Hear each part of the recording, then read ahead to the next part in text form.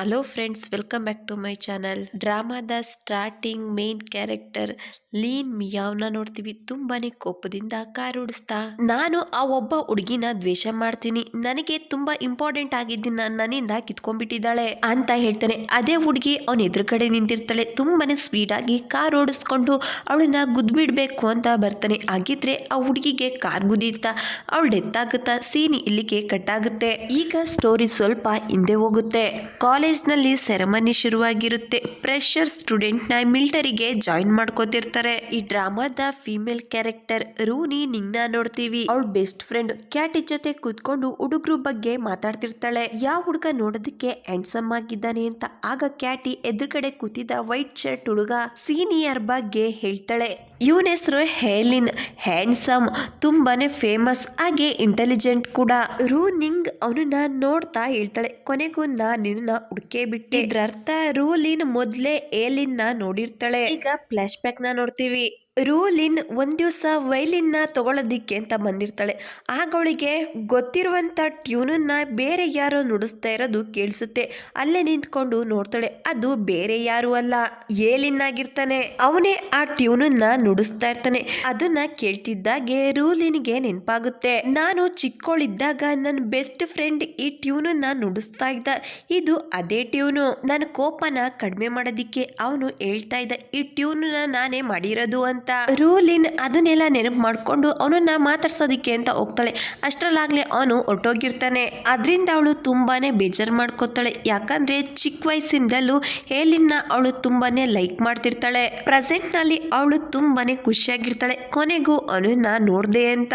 ಆಗ ಕ್ಯಾಟಿ ಕೇಳ್ತಾರೆ, ಯಾಕೆ ಏನಾಯ್ತು, ನಾನು ಏಲಿನ ಯಾಕೆ ಆ ರೀತಿ ನೋಡ್ತಿದ್ಯಾ, ನೆನ್ಪಿಟ್ಕೋ ನಾನು ಮೊದ್ಲು ನೋಡಿ ಇಷ್ಟಪಟ್ಟಿದ್ದು. ಆಗ ರೂನಿ ಹೇಳ್ತಾಳೆ, ನೀನ್ ಅವನನ್ನ ಈಗ ಇಷ್ಟಪಡ್ತಿದ್ಯಾ, ಆದ್ರೆ ನಾನು ಅವನನ್ನ ಚಿಕ್ಕ ವಯಸ್ಸಿಂದಲೂ ಲೈಕ್ ಮಾಡ್ತಿದ್ದೀನಿ.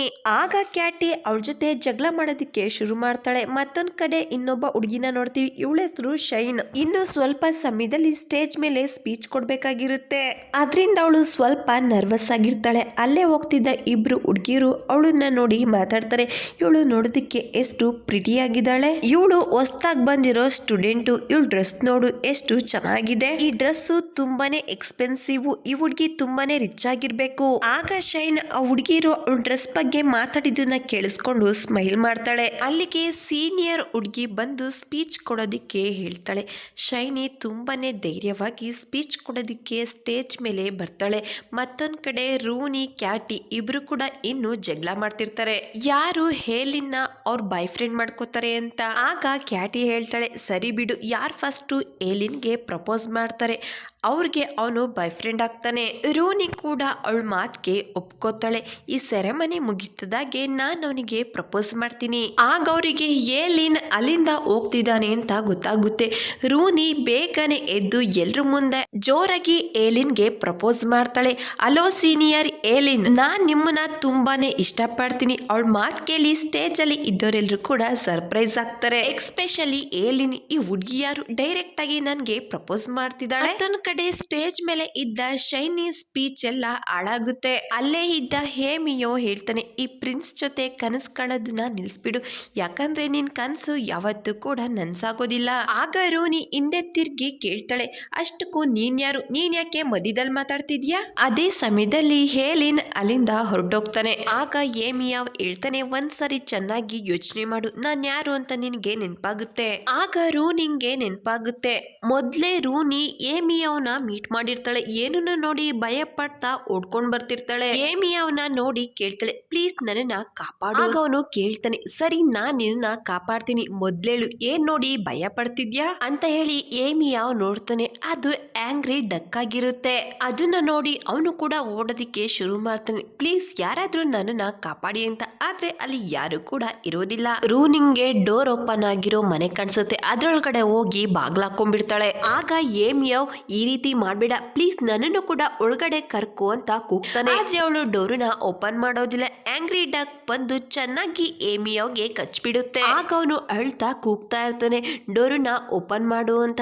ಆದ್ರೆ ರೂನಿ ಯಾವುದೇ ಕಾರಣಕ್ಕೂ ಓಪನ್ ಮಾಡೋದಿಲ್ಲ. ಇದನ್ನೆಲ್ಲ ನೆನಪು ಮಾಡ್ಕೊಂಡು ಪ್ರೆಸೆಂಟ್ ನಲ್ಲಿ ಹೇಳ್ತಾಳೆ, ಅದು ನೀನೇನಾ? ಆಗ ಏಮಿಯೋ ಹೇಳ್ತಾನೆ, ಹೌದು ಅದು ನಾನೇ. ಇಬ್ರು ಕೂಡ ಜಗಳ ಮಾಡೋದಿಕ್ಕೆ ಶುರು ಮಾಡ್ತಾಳೆ. ಆಗ ಕ್ಯಾಟಿ ಹೇಳ್ತಾಳೆ, ಇವನು ಏಲಿಯನ್ ತಮ್ಮ. ಏಮಿಯೋ ಅದನ್ನ ಕೇಳಿ ರೂನಿಗೆ ತುಂಬಾನೇ ಶಾಕ್ ಆಗುತ್ತೆ. ಅಯ್ಯೋ, ನಾನು ಏನ್ ಮಾಡ್ತಿದ್ದೀನಿ? ನನ್ನ ಫ್ಯೂಚರ್ ಬಾಯ್ ಫ್ರೆಂಡ್ ತಮ್ಮನ್ ಜೊತೆ ಜಗಳ ಮಾಡ್ತಿದ್ದೀನ. ಮತ್ತೊಂದ್ ಕಡೆ ಇವರಿಬ್ರು ಜಗಳದಿಂದಾಗಿ ಶೈನ್ ಕೊಟ್ಟ ಸ್ಪೀಚ್ ಎಲ್ಲ ಹಾಳಾಗುತ್ತೆ. ಆಗ ಸೀನಿಯರ್ ಮತ್ತೆ ಅವಳಿಗೆ ಸ್ಪೀಚ್ ಕೊಡೋದಿಕ್ಕೆ ಹೇಳ್ತಾರೆ. ಆದ್ರೆ ಶೈನ್ ತುಂಬಾನೇ ನರ್ವಸ್ ಆಗಿ ಭಯ ಪಡ್ತಾಳೆ. ಮತ್ತೆ ಅವಳಿಗೆ ಸ್ಪೀಚ್ ಕೊಡೋದಿಕ್ಕೆ ಆಗೋದಿಲ್ಲ. ಅದರಿಂದ ಅವಳು ಸೀನಿಯರ್ ಕೈಲಿ ಬೈಸ್ಕೋತಾಳೆ, ನಿನಗೆ ಸ್ಕ್ರಿಪ್ಟ್ ನ ನೆನ್ಪಿಟ್ಕೊಳ್ಳೋದಿಕ್ಕೆ ಆಗೋದಿಲ್ವಾ? ಇಲ್ಲಿಗೆ ಬೇರೆ ಬೇರೆ ಕಾಲೇಜಿಂದ ಸ್ಟೂಡೆಂಟ್ಸ್ ಎಲ್ರು ಬಂದಿದ್ದಾರೆ, ಅವ್ರ ಮುಂದೆ ನಮ್ ಕಾಲೇಜ್ ರೆಪ್ಯುಟೇಷನ್ ಎಲ್ಲ ಹಾಳು ಮಾಡಿದ್ಯಾ? ಆಗ ಶೈನ್ ಹೇಳ್ತಾಳೆ, ರೂನಿಂಗ್ ಇಂದ ಈ ರೀತಿ ಆಗಿದ್ದು. ಆಗ ಸೀನಿಯರ್ ಹೇಳ್ತಾರೆ, ಇದೊಂದು ಚಿಕ್ಕ ಆಕ್ಸಿಡೆಂಟ್, ಆದ್ರೆ ನನ್ನ ಸ್ಕ್ರಿಪ್ಟ್ ನ ಹೇಗ್ ಮರ್ತೆ? ಎಲ್ಲದಕ್ಕಿಂತ ದೊಡ್ಡ ಪ್ರಾಬ್ಲಮ್ ಏನ್ ಗೊತ್ತಾ? ನಿನ್ ಡ್ರೆಸ್ ಇದನ್ನ ನೋಡಿದ್ರೆ ಗೊತ್ತಾಗುತ್ತೆ ಇದು ಎಷ್ಟು ಎಕ್ಸ್ಪೆನ್ಸಿವ್ ಅಂತ. ಇದರಿಂದ ಎಲ್ಲ ಡೈರೆಕ್ಟರ್ಗೂ ಅನ್ನಿಸ್ತಾ ಇದೆ ಬಜೆಟ್ ಸಬ್ಸಿಡಿನ ನಿಮ್ಮಂತ ಸ್ಟೂಡೆಂಟ್ ಇಂದಾಗಿ ವೇಸ್ಟ್ ಮಾಡ್ತಿದೀವಿ ಅಂತ.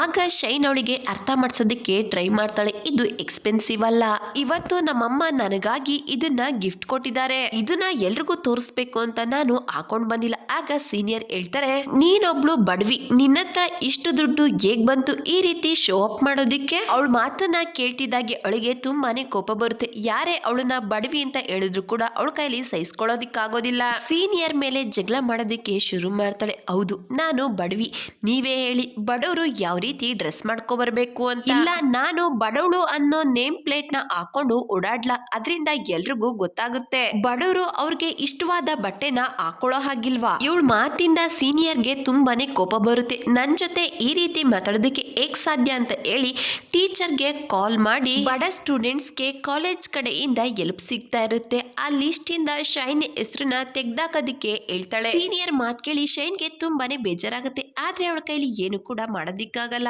ಇದಾದ್ಮೇಲೆ ಅವರಮ್ಮ ಶೈನ್ಗೆ ಕಾಲ್ ಮಾಡಿ ಸ್ಪೀಚ್ ಹೇಗಾಯ್ತು, ನಾನ್ ಕೊಟ್ಟಿದ್ದ ಡ್ರೆಸ್ ಇಷ್ಟ ಆಯ್ತಾ? ಆಗ ಶೈನ್ ಹೇಳ್ತಾಳೆ, ಅಮ್ಮ ನಂಗೆ ಈ ಡ್ರೆಸ್ ತುಂಬಾನೇ ಇಷ್ಟ ಆಯ್ತು, ಆದ್ರೆ ನೀವ್ ಇದನ್ನ ಎಲ್ಲಿ ಪರ್ಚೇಸ್ ಮಾಡಿದ್ದು? ಅವ್ರಮ್ಮ ಏನ್ ಹೇಳಿದ್ರು ಅಂತ ನಮ್ಗೆ ಕೇಳಿಸೋದಿಲ್ಲ. ಫೋನಲ್ಲಿ ಮಾತಾಡದ್ಮೇಲೆ ಶೈನ್ ತುಂಬಾನೇ ಅಳ್ತಾ ಹೋಗ್ತಿರ್ಬೇಕಾದ್ರೆ ಏಮಿಯೋಗೆ ಗುದ್ಬಿಡ್ತಾಳೆ. ಆಗ ಏಮಿಯೋ ಮೊದ್ಲು ಅವಳಿಗೆ ಸಾರಿ ಕೇಳ್ತಾನೆ, ಯಾಕೆ ಇಷ್ಟೊಂದು ಅಳ್ತಿದ್ಯಾ, ಯಾರಿಂದ ನಿನ್ಗೆ ಅರ್ಥ ಆಯ್ತು?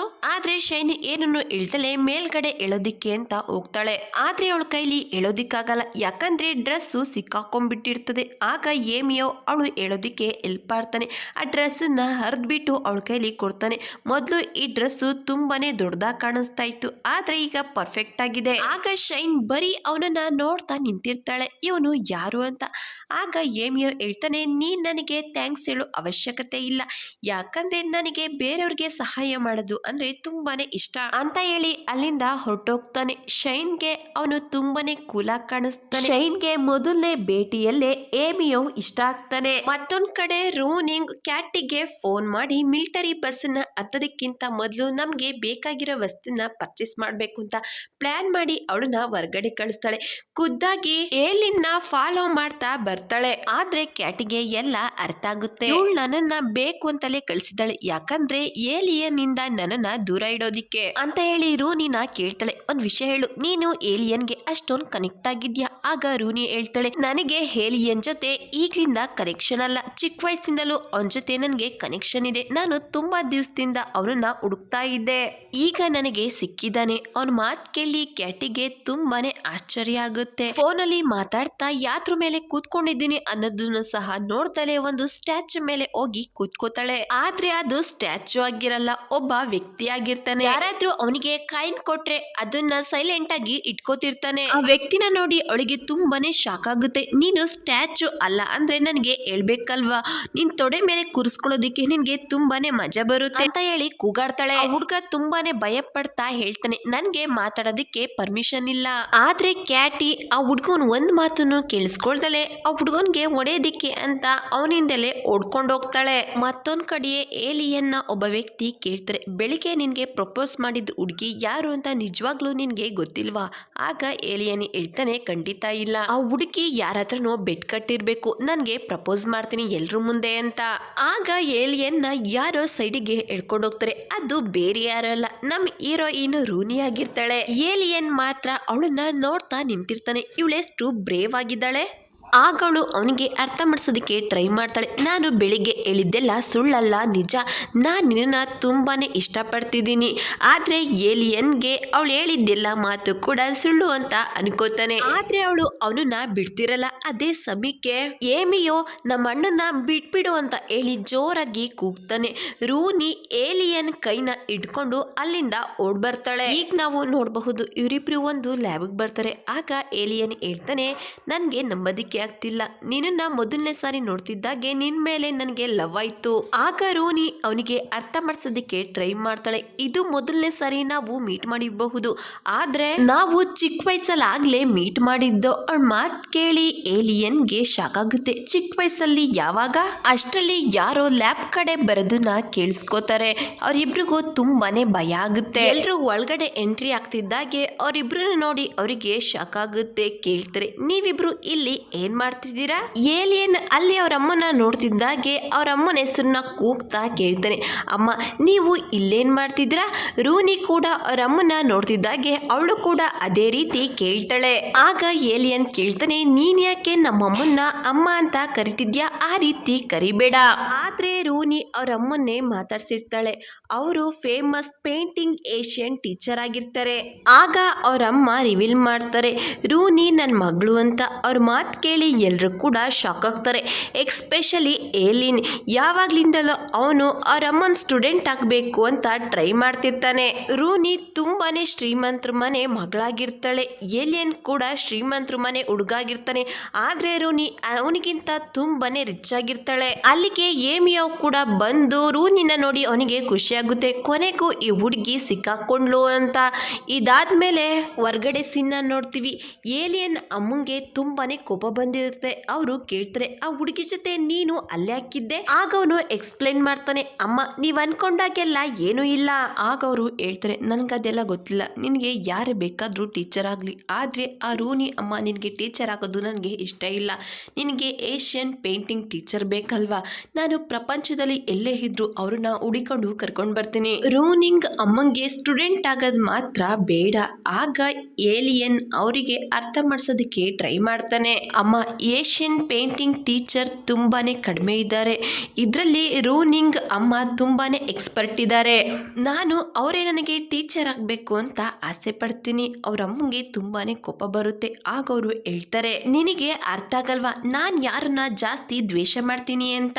ಏಲಿಯನ್ಗೆ ಏನು ಕೂಡ ಅರ್ಥ ಆಗಲ್ಲ, ಯಾಕೆ ಇವ್ರು ಇಷ್ಟೊಂದು ದ್ವೇಷ ಮಾಡ್ತಾರೆ ಅಂತ. ಅವ್ರ ಅಮ್ಮನ ಸೈಲೆಂಟ್ ಆಗಿ ಅಲ್ಲಿಂದ ಕರ್ಕೊಂಡು ಹೋಗ್ತಾನೆ. ಈಗ ನಾವು ಎಲ್ಲ ಸ್ಟೂಡೆಂಟ್ಸ್ ಮಿಲಿಟರಿ ಬಸ್ ಹತ್ತದನ್ನ ನೋಡ್ತೀವಿ. ಅಲ್ಲಿ ಒಬ್ಬ ಹುಡುಗ ಕ್ಯಾಟಿಗೆ ತುಂಬಾನೇ ಇಷ್ಟ ಆಗ್ತಾನೆ. ಎಷ್ಟು ಇಷ್ಟ ಆಗ್ತಾನೆ ಅಂದ್ರೆ ಅವಳು ನಿಂತಿದ್ದ ಲೈನನ್ನೇ ಚೇಂಜ್ ಮಾಡ್ತಾಳೆ. ಆ ಹುಡುಗನ ಹೆಸರು ಚಾನ್ಮೋ. ಕ್ಯಾಟಿನ ನೋಡಿ ಅವನಿಗೆ ಶಾಕ್ ಆಗುತ್ತೆ. ಯಾಕಂದ್ರೆ ಆ ಸ್ಟ್ಯಾಚು ಆಗಿದ್ದ ಹುಡುಗ ಇವನೇ ಆಗಿರ್ತಾನೆ. ಆದ್ರೆ ಕ್ಯಾಟಿ ಅವನನ್ನ ಗುರ್ತಿಡಿಯಲ್ಲ.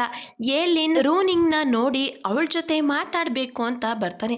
ಅಷ್ಟರಲ್ಲಿ ಏಮಿಯೋ ಅವರಿಬ್ರು ಮಧ್ಯ ಬಂದು ರೂನಿಂಗ್ಗೆ ಹೇಳ್ತಾನೆ, ನೀನು ಏನಾದ್ರೂ ನಮ್ಮ ಅಣ್ಣನ ಜೊತೆ ಮಾತಾಡಿದ್ರೆ ಆ ಡಕ್ ವಿಷಯನ ಅವನ ಹತ್ರ ಹೇಳ್ಬಿಡ್ತೀನಿ. ಆಗ ರೂನಿಂಗ್ ಮುಖನ ತಿರ್ಸ್ಕೊಂಡು ಹೊರಟೋಗ್ತಾಳೆ. ಬಸ್ಸಲ್ಲಿ ಕೂತಿರ್ಬೇಕಾದ್ರೆ ಏಮಿಯೋ ಕೂಡ ರೂನಿಂಗ್ ಪಕ್ಕನೆ ಬಂದು ಕೂತ್ಕೋತಾನೆ. ಕ್ಯಾಟಿಗೆ ಆ ಹುಡುಗನ್ನ ನೋಡಿದ್ರೆ ಎಲ್ಲೋ ನೋಡಿದೀನಿ ಅಂತ ಅನಿಸ್ತಾ ಇರುತ್ತೆ.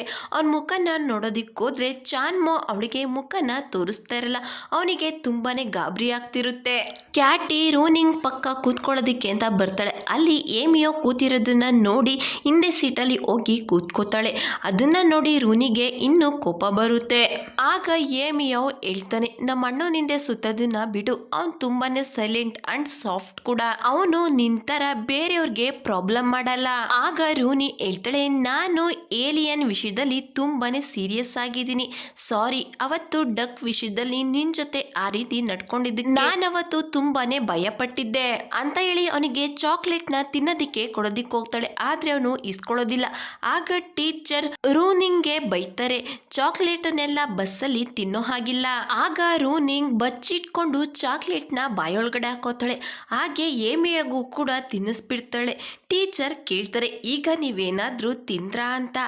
ಆದ್ರೆ ಏಮಿಯೋ ಏನನ್ನೋ ಕೂಡ ಹೇಳೋದಿಲ್ಲ, ಸೈಲೆಂಟ್ ಆಗಿ ಏನು ಇಲ್ಲ ಅಂತ ಹೇಳಿ ಕತ್ತಲಾಡಿಸಿ ಹೇಳ್ತಾನೆ. ಯಾಕಂದ್ರೆ ಅವನ್ ಬಾಯೊಳಗಡೆ ಚಾಕ್ಲೇಟ್ ಇರುತ್ತೆ, ಅದ್ರಲ್ಲಿ ಅವನ್ ಯಾವುದೇ ತಪ್ಪು ಕೂಡ ಇರೋದಿಲ್ಲ. ಮತ್ತೊಂದ್ ಕಡೆ ಶೈನ್ ಒಬ್ಳೆ ಕೂತಿರ್ತಾಳೆ.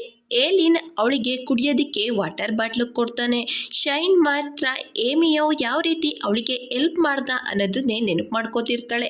ಆಗ ಅವಳ ಕಿವಿಗೆ ಹಾಕೊಂಡಿದ್ದ ಇಯರ್ ಫೋನ್ ಬ್ಯಾಗಿಂದ ಆಚೆ ಬಂದ್ಬಿಡುತ್ತೆ. ಅದನ್ನ ಒಳಗಡೆ ಹಾಕೋತಾಳೆ. ಯಾಕಂದ್ರೆ ಯಾರು ಕೂಡ ಜಾಸ್ತಿ ಅವಳ ಜೊತೆ ಮಾತಾಡ್ತಿರೋದಿಲ್ಲ, ಅದರಿಂದ ಅವಳು ಸಾಂಗ್ ಕೇಳ್ತಿದ್ದೀನಿ ಅನ್ನೋ ರೀತಿ ನಡ್ಕೋತಿರ್ತಾಳೆ. ಆಗ ಏಲಿನ್ ಹೇಳ್ತಾನೆ, ಪರವಾಗಿಲ್ಲ, ನಾನು ಕೂಡ ನಿಂತರನೆ ಯಾರ ಜೊತೆ ಜಾಸ್ತಿ ಮಾತಾಡೋದನ್ನ ಇಷ್ಟಪಡೋದಿಲ್ಲ, ಒಬ್ನೇ ಇರೋದಕ್ಕೆ ಇಷ್ಟಪಡ್ತೀನಿ. ಆಗ ಶೈನ್ ಅವನ ಜೊತೆ ಸ್ವಲ್ಪ ರೂಢಾಗಿ ಮಾತಾಡ್ತಾಳೆ. ನಾನು ನಿಂತರ ಅಲ್ಲ, ನಾನು ಸ್ವಲ್ಪ ಡಿಫ್ರೆಂಟ್. ಅವಳ ಮಾತು ಕೇಳಿ ಏಲಿಯನ್ ಸೈಲೆಂಟ್ ಆಗಿ ಕೂತ್ಕೋತಾನೆ. ಎಲ್ರು ಕೂಡ ಮಿಲಿಟರಿ ಟ್ರೈನಿಂಗ್ ನಡೆಯೋ ಜಾಗಕ್ಕೆ ಬಂದಿರ್ತಾರೆ. ಅಲ್ಲಿ ಕೇಳ್ತಾರೆ, ನೀವು ಯಾವ ವಿಷಯಕ್ಕೆ ಮೋಟಿವೇಟ್ ಆಗಿ ಇಲ್ಲಿಗೆ ಬಂದಿದ್ದೀರಾ? ಎಲ್ರು ಕೂಡ ಒಂದೊಂದು ಉತ್ತರನ ಕೊಡ್ತಾರೆ.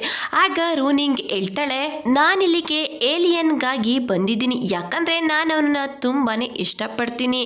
ಆಗ ಎಲ್ರು ಕೂಡ ಈ ಹುಡುಗಿ ಎಷ್ಟು ಬ್ರೇವ್ ಆಗಿದ್ದಾಳೆ, ಅವಳ ಪ್ರೀತಿ ಮೇಲೆ ಎಷ್ಟು ಕಾನ್ಫಿಡೆನ್ಸ್ ಇದೆ, ಎಷ್ಟು ಧೈರ್ಯವಾಗಿ ಎಲ್ರ ಮುಂದೆ ಹೇಳ್ತಿದ್ದಾಳೆ ಅಂತ ಹೇಳಿ ಮಾತಾಡೋದಿಕ್ಕೆ ಶುರು ಮಾಡ್ತಾರೆ. ಅವಳ ಮಾತು ಕೇಳಿ ಏಲಿಯನ್ ಸ್ಮೈಲ್ ಮಾಡ್ತಾನೆ. ಅಲ್ಲೇ ಇದ್ದ ಏಮಿಯೋಗೆ ತುಂಬಾನೇ ಕೋಪ ಬರುತ್ತೆ. ಇವಳಿಗೇನು ಸ್ವಲ್ಪನೂ ನಾಚಿಕೆನೇ ಆಗಲ್ವಾ, ಎಲ್ರ ಮುಂದೆ ಎಷ್ಟು ಧೈರ್ಯವಾಗಿ ಹೇಳ್ತಿದ್ದಾಳೆ. ಶೈನ್ ಕೂಡ ಸೈಲೆಂಟ್ ಆಗಿ ನಿಂತಿರ್ತಾಳೆ. ಇದಾದ್ಮೇಲೆ ಕ್ಯಾಟಿ ರೂನಿಂಗ್ ಇಬ್ರು ಕೂಡ ರೂಮ್ ಹುಡುಕ್ತಾ ಬರ್ತಾರೆ. ಆದ್ರೆ ಇಬ್ರಿಗೂ ಕೂಡ ಬೇರೆ ಬೇರೆ ರೂಮ್ ಸಿಕ್ಕಿರುತ್ತೆ. ಇಬ್ರಿಗೂ ಕೂಡ ಸ್ವಲ್ಪ ಬೇಜಾರಾಗುತ್ತೆ. ಅಲ್ಲಿಗೆ ಶೈನ್ ಬರ್ತಾಳೆ. ರೂನಿಂಗ್ ಶೈನ್ ರೂಮ್ಮೇಟ್ ಆಗಿರ್ತಾಳೆ. ರೂಮ್ ಒಳಗಡೆ ಬರ್ತಿದ್ದಾಗೆ ರೂನಿಂಗ್ ಶೈನ್ ಹತ್ರ ಸಾರಿ ಕೇಳ್ತಾಳೆ. ಬೆಳಿಗ್ಗೆ ಜಾಸ್ತಿನೇ ಎಕ್ಸೈಟ್ಮೆಂಟ್ ಆಗಿದೆ, ಅದರಿಂದ ನಿನ್ ಸ್ಪೀಚು ಹಾಳಾಗೋಯ್ತು. ಆಗ ಶೈನ್ ಹೇಳ್ತಾಳೆ, ಪರವಾಗಿಲ್ಲ ಮಿಸ್, ನಿಮ್ಗೆ ಏನ್ ಮಾಡ್ಬೇಕು ಅಂತ ಅನ್ಸುತ್ತೋ ಅದನ್ನೇ ಮಾಡಿ. ಆಗ ರೂನಿಂಗ್ ಹೇಳ್ತಾಳೆ, ಪ್ಲೀಸ್ ನನ್ನನ್ನ ಮಿಸ್ ಅಂತ ಕರಿಬೇಡ, ಅದನ್ನ ಬಿಡು, ನಾವಿಬ್ರು ಜೊತೆಲೆ ಡಿನ್ನರ್ ಮಾಡೋಣ. ಆಗ ಶೈನ್ ಹೇಳ್ತಾಳೆ, ಮಿಸ್, ನಿಮ್ ಜೊತೆ ಕೂತ್ಕೊಂಡು ಊಟ ಮಾಡೋ ಅಷ್ಟು ವ್ಯಾಲ್ಯೂ ನಮಗೇನಿದೆ ಅಂತ ಹೇಳಿ ಅವಳ ಬ್ಯಾಗ್ ಒಳಗಡೆ ಇದ್ದ ಡ್ರೆಸ್ ನ ಆಚೆ ತೆಗ್ದು, ಅದ್ ಹೇಗೆ ನೀನ್ ಹಾಕೊಂಡಿರೋ ಬಟ್ಟೆನ ನಮ್ಮ ಅಮ್ಮಂಗ್ ಕೊಟ್ಟೆ, ನಿನ್ಗಿಂತ ನಾನು ಕೆಳಗಡೆ ಇದ್ದೀನಿ ಅಂತ ತೋರ್ಸೋದ್ರಲ್ಲಿ ನಿನಗೆ ಜಾಸ್ತಿ ಮಜಾ ಸಿಗುತ್ತಾ? ಆಗ ರೂನಿಂಗ್ ಆ ರೀತಿ ಎಲ್ಲ ಏನು ಇಲ್ಲ ಅಂತ ಹೇಳಿ ಎಕ್ಸ್ಪ್ಲೈನ್ ಮಾಡೋದಿಕ್ಕೆ ಹೋಗ್ತಾಳೆ. Thank you for watching.